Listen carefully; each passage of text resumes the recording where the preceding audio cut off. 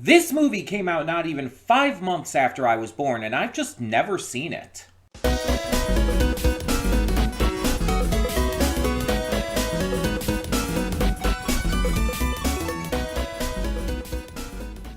Before we get to today's video, I want to take a moment to talk about Patreon. That's right, we are on Patreon now, and we have a bunch of tiers with a bunch of great rewards. You can subscribe and get things like early access to all reactions, depending on your tier, depends on which reactions you get early access to. You can vote on polls exclusive to patrons that will help determine future reaction series and more. You will get to just have various choices in terms of like getting to choose future reactions I react to, getting to choose first impressions I check out, all kinds of different rewards, and possibly more coming in the future. We're still new at this. We're still figuring things out. It's a process. It's a process. But we have multiple tiers, so whatever you would be able to donate, if you're able and willing to donate, is appreciated. It helps me out. It helps the channel out. It helps us grow. It's going to help just, standardly. It's just something new to check out. Plus, if you like getting the reactions early, that's also a plus. But it is optional. If you're unable to do it, that's completely fine. All reactions will come to YouTube just a little bit later, a week later or so. So, that all being said, thank you as always so much, and let's get on with today's video. And with that being said, hey everyone, welcome to Princess Gay. I'm your host Connie, and today we are here with my blind reaction to Sister Act. Now, I know of this movie, because this movie's been, in culture for a long time. It's considered a pretty great comedy movie, at least from what I've seen. Most people really like it. And it stars Whoopi Goldberg. I do know that. The only actor or actress I know who's in this movie, at least that I know of. Again, I don't know who's in it otherwise, so it's just, she's the only actor or actress I know is in this. Because she's the star of it. And I know vaguely that she's pretending to be a nun. Which, hence the title, Sister Act. I don't know the context of why, and I don't know what happens within that scope. I just know she's pretending to be a nun for whatever reason. It's a comedy movie. It's Whoopi Goldberg. It's well-liked. I also know there is a sequel. I don't know if that one is well-received, because I don't think I ever hear anyone talking about it. It's always just the first one. But, yeah. This is just a movie I've never gotten around to seeing for one reason or another. And I thought, we're doing this theme for this movie week, Black history and everything. And I feel like a pretty well-known, well-liked comedy, starring and centering around a black character, would be a good idea for this movie week. I think it would be, a good choice. It's not something that, I don't know. But I don't think it's something that is going to deal too heavily with, black culture, but it might. I genuinely don't know. But compared to other movies like we're doing this week, Straight Outta Compton, I don't know if it's going to, really delve into a lot of, those kinds of issues. This one I chose more for the sake of having a comedy movie. We had the comedy horror with oh my god. I reacted to Oh, I hate it when that happens. When you record a movie just days ago, and now I can't remember the name of it for the life of me, and I don't know why. I don't know why my mind is doing this to me. Of course, I could say that, all the time. About a lot of things. Give me just a split second here. Queens of the Dead. Queens of the Dead is a horror comedy, but it it did focus a good amount on the horror aspect as well. This is more like a straight comedy from what I know. And I wanted something a little more lighthearted when we have heavier stuff like Straight Outta Compton. I wanted to like have something a little more fun on this week's movie week as well. And so I felt like this would be a good choice for that. I felt like it would be a good choice to go with something that, again, I've never, oh, I mean, all of them will have never seen, but something that would be a little lighter, a little less intense, a little less emotional. Though I don't know, maybe this might end up surprising me and end up being very emotional. I've seen plenty of comedies that end up actually tugging at the heartstrings quite a bit. It's very possible. Again, I don't know. I don't know like what the kind of humor in this is because there's so many different types of humor. I don't know like I don't know much about this. I just know the basic, most general synopsis. And I don't even know all the details with that, so. But I am excited to get to this because, like I said, this came out the same year I was born. It came out in late May of 92. I was born January 2nd of 92. So it's one of those cases where um, I've just never got around to seeing it for whatever reason, despite it being pretty much as old as me. Of course, I can say that about a lot of things. Like, there's been a lot of reactions I've done on this channel for movies that are older than me that I've never seen. And some of them you can kind of understand, but ones like this, it's like I almost feel like I should have seen this because it feels like I grew up watching a good amount of comedy films, um, especially ones from the 90s and early 2000s. I watched a lot of those comedies growing up, but this was one of those I just never ended up seeing for whatever reason. And again, I don't know why. I could not tell you. So, that being said, I think we should get into this and see what this is like. Maybe this will end up being a lot more um, emotional or even dramatic than you would expect. I mean, it wouldn't be the first comedy movie to surprise us. Blues Brothers very much takes you on a ride. It goes in places you would not expect.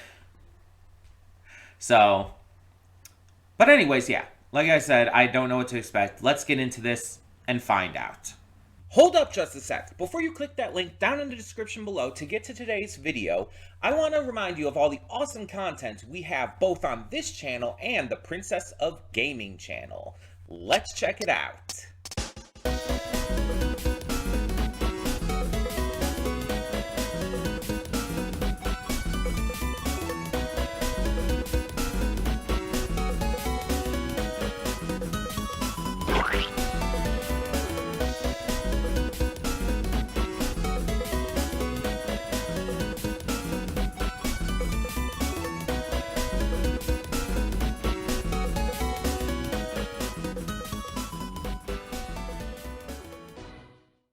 Welcome to the Afterthoughts. We'll begin with spoilers in 3, 2, 1, now. So I looked up I looked up the character. Jim Beaver's character was one of the detectives that that Dolores was initially like talking to when she first went to the police, early in the movie. When she first went to the police to report that, she saw Vince murder the guy, she was talking to those two cops before Souther came in. One of them, the guy with the mustache, was Jim Beaver, and it was the same Jim Beaver. It is absolutely the same guy. It was a very small role. Like, he wasn't like a notable character, but he was in it. And I have here, because I wanted to look this up, Wendy McKenna was Sister Mary Robert, but the singing voice was actually someone else. So the singing voice was Andrea Robinson, who was an opening act for Burt Bacharach and has done singing for multiple different things, including Queen Athena in The Little Mermaid Ariel's Beginning. Um, but yeah, she's done a lot of different movies. Apparently, she was in The Princess and the Cobbler, Cats Don't Dance, Beauty and the Beast, The Enchanted Christmas, the Tigger movie. So yeah, she's she's been in like she's been in quite a few things. The actual actress, um, who, like I said, is Wendy McKenna, has also been in Airbud. Interesting. Um, Anything else I would know? Oh, the 2019 Beautiful Day in the Neighborhood biodrama. There was that. And then just like a bunch of other like roles on TV in an episode of Law and Order, an episode of House, stuff like that. NCIS, apparently 4 episodes of that. But nothing else that I would really know her for. And obviously, we know who Whoopi Goldberg is. We know who Maggie Smith and Harvey Keitel and Kathy Najimy are. Um, yeah, I think the only other one here I really know is Jim Beaver. Um, though apparently Pope John Paul II was played by Eugene Greytalk. Um, which apparently he literally made a career out of impersonating Pope John Paul II because they bore a like significant resemblance. He passed away in 2010, so he is gone. But yeah, apparently like apparently he just did that for a living, so it makes sense. Um, so this movie, I guess the best way to put it is it wasn't quite what I expected while also being exactly what I thought it was going to be, if that makes any sense. What I mean is going into this, um, I knew it was about, Whoopi Goldberg pretending to be a nun. I mentioned that in the pre-thoughts. For those who are watching on Patreon and didn't see my pre-thoughts, just know that I mentioned that in the pre-thoughts before I watched the movie. That's what I knew going into this. I knew it starred Whoopi Goldberg. I knew it was about her impersonating a nun, and I knew it was a comedy that a lot of people like. That was pretty much my knowledge. And I figured pretty early on in the film that it was going to be a witness protection thing. That came about right when it was clear she was going to see Vince shooting the guy. And so it's like the rest of the movie, seeing how her character is portrayed and shown to be prior to her going into the convent, it's like you can kind of see where it's going. And this movie follows a lot of the same tropes that a lot of comedies around this time follow.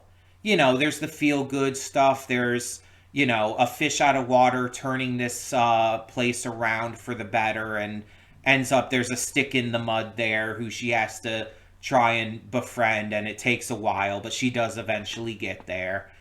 It's like it follows all these tropes you see in so many different movies.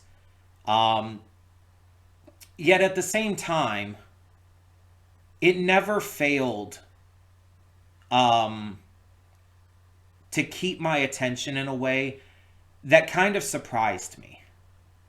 Like the turns and twists of the movie weren't like anything like really surprising, but it's more like it surprised me by how invested in it I got compared to a lot of movies like this. How like much I became like, I guess how much I grew to care about like the characters and stuff. Like Mary Robert, or Roberts. Is it Roberts or Roberts? Is there an S on the end of that? Hold on, I should still have the Wikipedia up. Robert. There is no S. Mary Robert was probably my favorite. This mousy, shy girl who shows like immense kindness uh pretty early to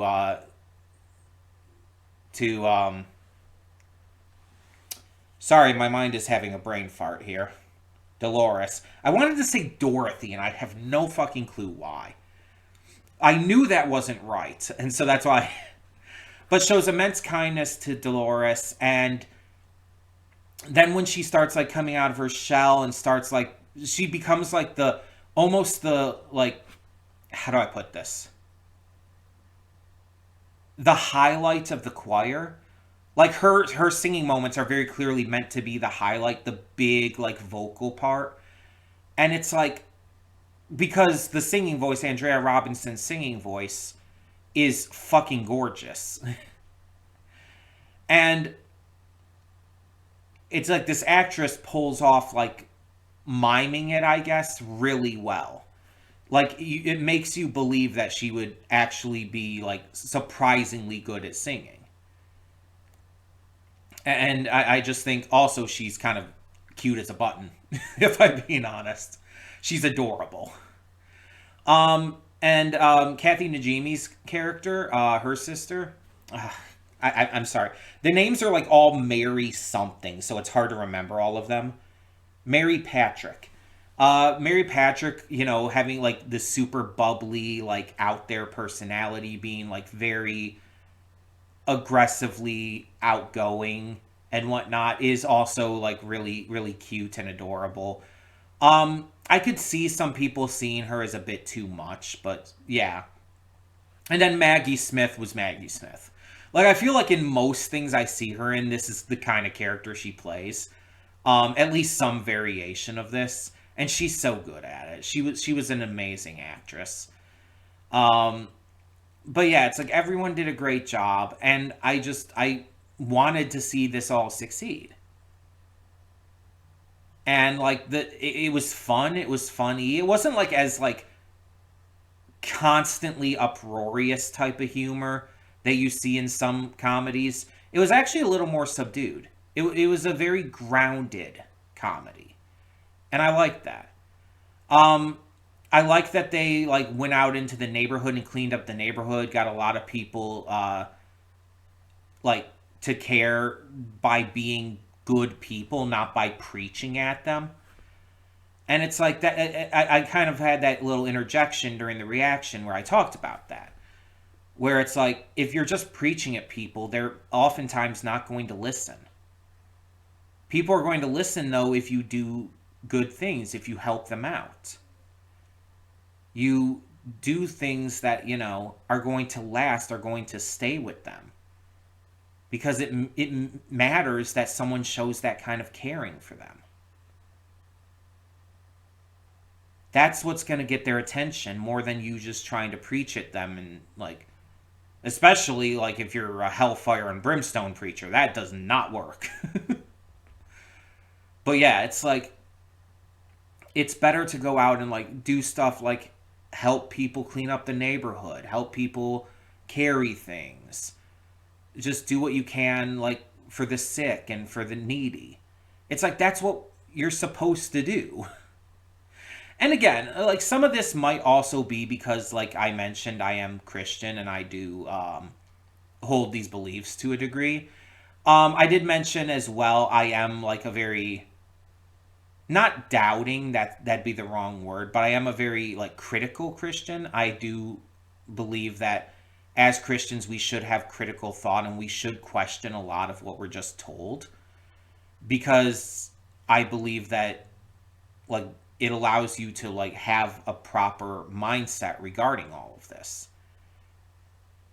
And there's a lot about like Christianity and the church as a whole that I question and that I am not okay with.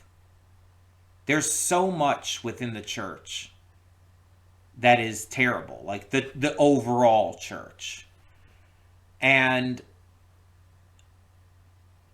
it's something that like has driven me away from a lot of it multiple times in my life. But when you find people who actually like, are living according to the words of Jesus and everything, that's like, no matter whether you believe or not, it's like you're going to find these to be like really nice, good people who show immense care for their communities, for just anyone and everyone. Again, the amount of like work out in the community that my current church does is insane, and it's one of the biggest reasons why I'm there. My church like has booths at Pride events. And not to like judge or anything, but to celebrate. Because there's a lot of people in my church who are queer. I'm not the only trans person there. Like I'm not the only I don't think I'm the only pansexual person there. There's multiple gay people, there's multiple like sapphic people. It's like, yeah, we're a church that celebrates everyone, and my pastor like even gets upset when like things happen in the real world and in politics and stuff that's like terrible, that puts people down and that hurts people. Some people call it social justice issues, and it's like, it's just human issues. And that's what the church needs to be. Not someone who, not a group of people who are going to preach at you constantly. Not a group of people who are going to stay shut in and just worship on their own with no actual, anything to show for it. But they need to be ingrained in the community. They need to be out there helping people, working to make things better for people. That's what's truly going to make a difference. That's what's truly going to change things for the better. Like, no matter how you look at it. And so it's like, it's basically the entire kind of adage that the world would be a better place if everybody just got along, But it's like, it's more than just that. It's the world would be a better place if we all worked to make it so. If we all put forth the effort to help each other out, whatever that might entail. It can be feeding the hungry. It can be go out and doing yard work for people who have trouble with it. Shovel a sidewalk for someone. Like something as simple as that. I mean, when there's snow on the ground, obviously.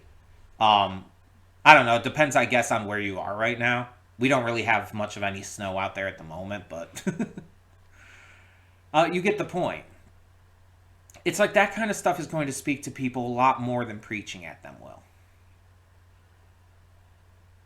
Like, the preaching is should be for those who are already in there, The preaching is for those who are already invested, who are already going to be going to the church.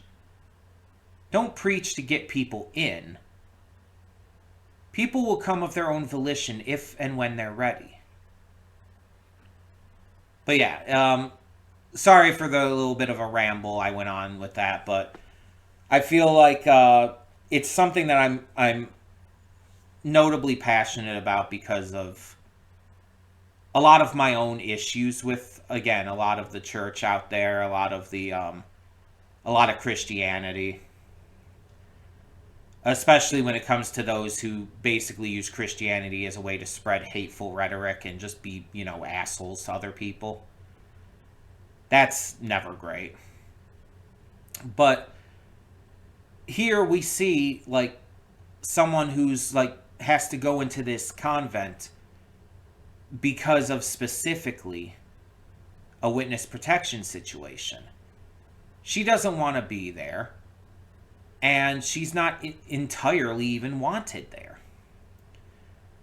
But it's the last place that her violent criminal ex would look for her. It made sense.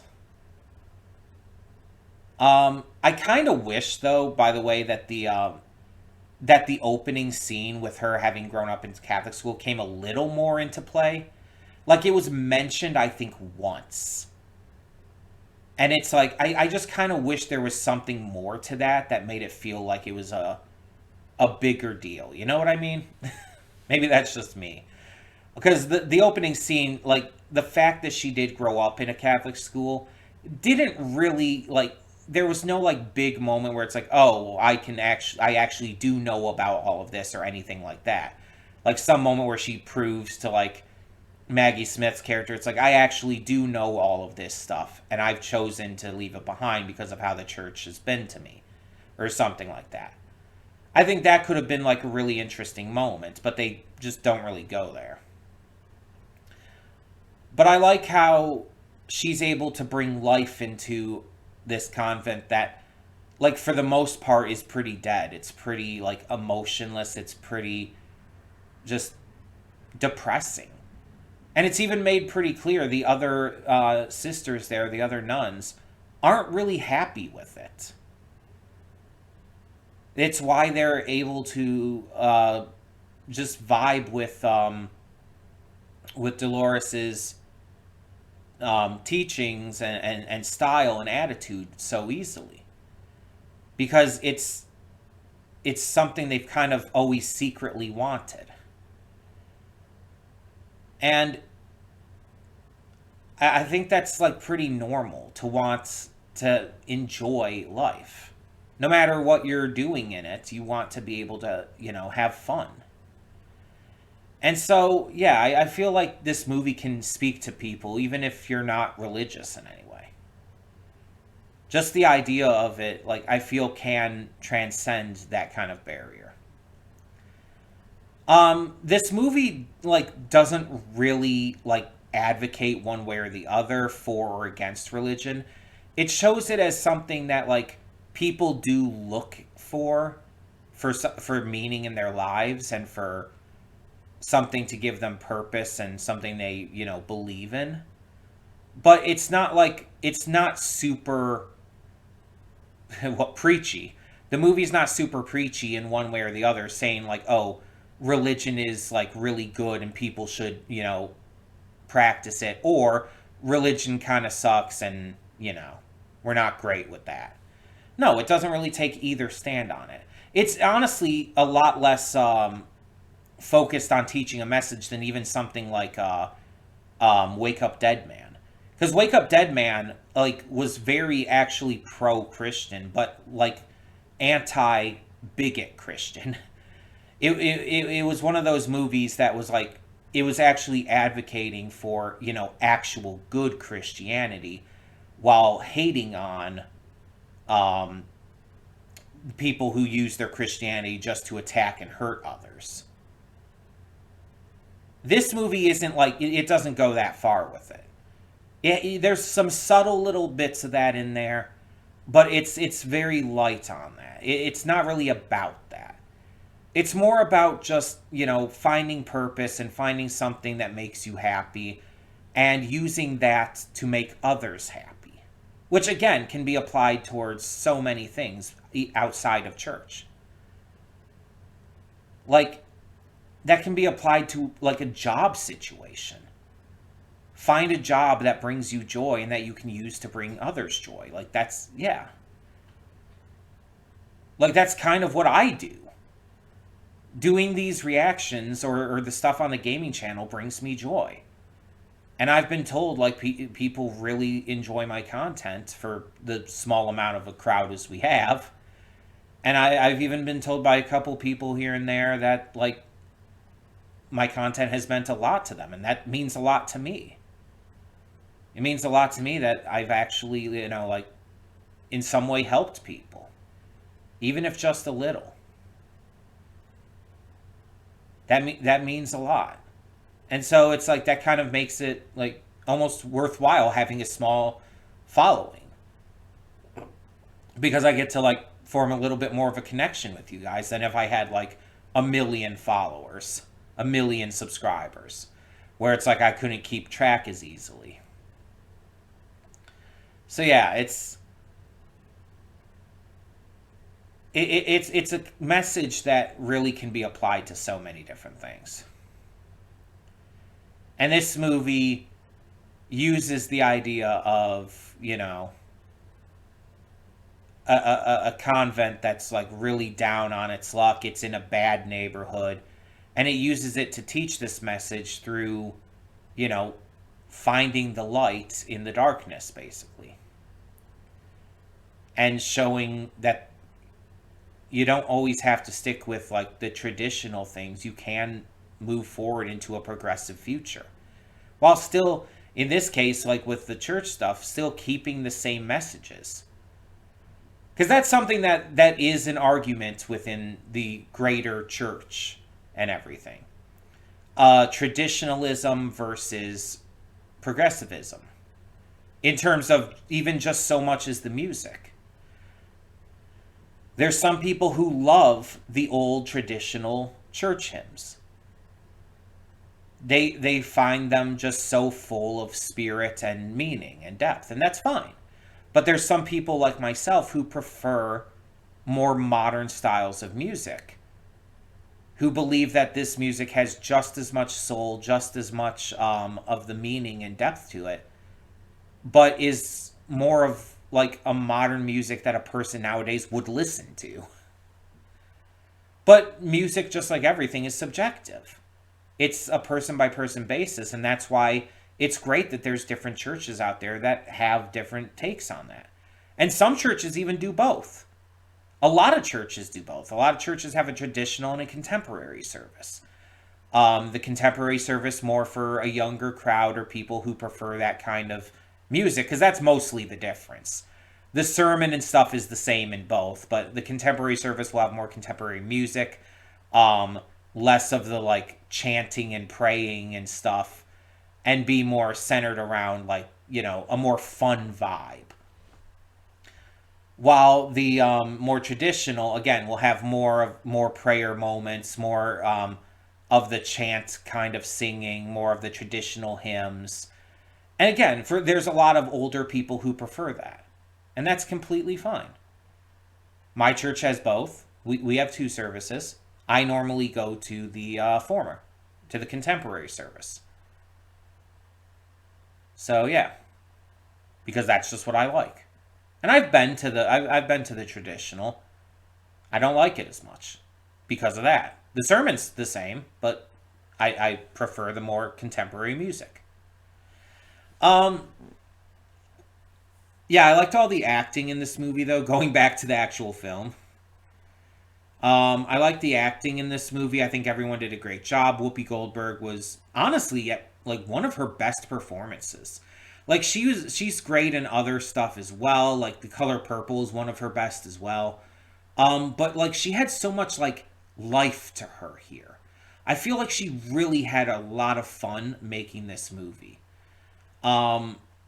And then you had Kathy Najimy, who was just a ball of sunshine, as she quite kind of literally said. Maggie Smith, like, again, is always great in that role.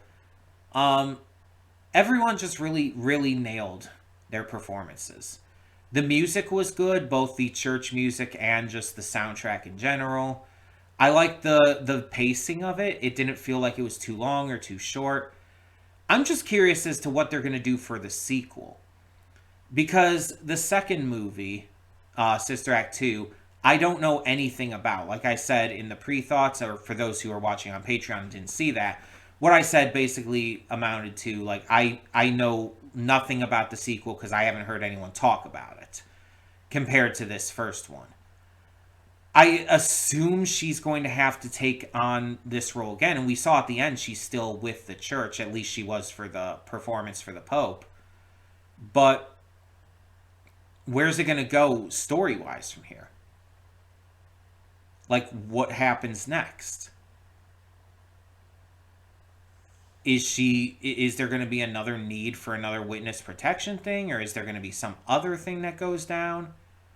Is something else going to happen with this convent? Are any of the other same actors going to be back? I don't know. And I'm not going to look it up, and I do not want you to tell me. Do not tell me on that, because I can tell you we're probably going to get to the sequel at some point. And I would rather be spoiler free when we do. But yeah, I really enjoyed this. I thought this was just a really good time. It had a just a good vibe to it, and I really enjoyed it. I found a lot of positivity for so many reasons, and I just liked it. I just had a good time. But tell me in the comments below, what did you think of Sister Act? Let me know, and thank you so much for tuning in. As a reminder, we have one more movie left for this week's, or for this month's monthly movie week. So that'll come out tomorrow, and I will try my best to remember to say the theme for the next one, in that video. I will do my best. I keep forgetting to do that, but I will do my best to remember. That being said, thank you so much for tuning in. I'm Connie, and I'm signing off. See y'all next time.